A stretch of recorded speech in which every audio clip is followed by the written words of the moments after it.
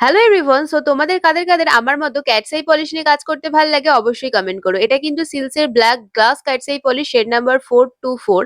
এই cats eye polish গুলো কিন্তু সিলস এর একদম new launching cat's eye polish. আর ক্যাটস আই পলিশের এফেক্ট গুলো কিন্তু অসাধারণ। অ্যাপ্লিকেশন করে নিয়েছি প্রপার ওয়েতে, তারপরে ভালো করে পার্টিকেল গুলো অ্যাক্টিভেট করেছি। আর পার্টিকেল গুলো কতটা হাই শাইন তোমরা দেখতেই পাচ্ছ। তারপরে আমি এখানে একটা আউটলাইন করে নিয়েছিলাম, আর তারপরে অমব্রে ব্রাশ দিয়ে এটাকে ভালো করে ব্লেন্ডিং করে দিয়েছিলাম। সেটাকে কিওর করার পর এখানে যেরকম ভাবে আমি দেখাচ্ছি ঠিক সেরকম ভাবে আমি একটা আর্ট করে নিয়েছি। এখানে একটা ক্যাট বানাচ্ছিলাম আমি, সেটাকে ভালো করে বানানোর পর কিওর করে নিয়েছি। আর তারপরে কিছু স্টার এখানে ড্র করেছিলাম আমি হোয়াইট পেন্টিং জেল দিয়ে।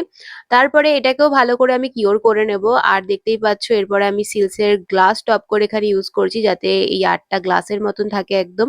তো অ্যাপ্লিকেশন করে নেবো প্রপার ওয়েতে, অ্যান্ড এটাকে কিন্তু আমাদের 60 সেকেন্ডের জন্য কিওর করে নিতে হবে। অ্যান্ড ফাইনাল রেজাল্ট তো তোমরা দেখতেই পাচ্ছ। কেমন লাগছে এই আর্টটা অবশ্যই জানিও।